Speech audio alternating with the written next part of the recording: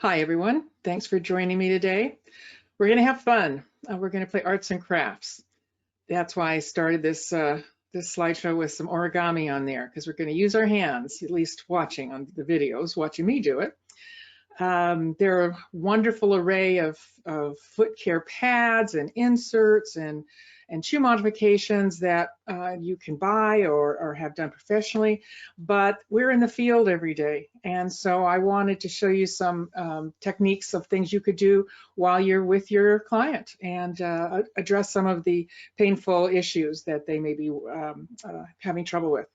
So let's get started.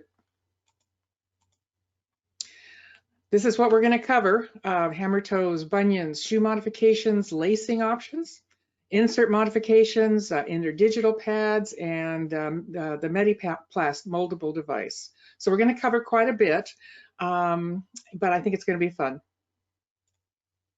Before we start,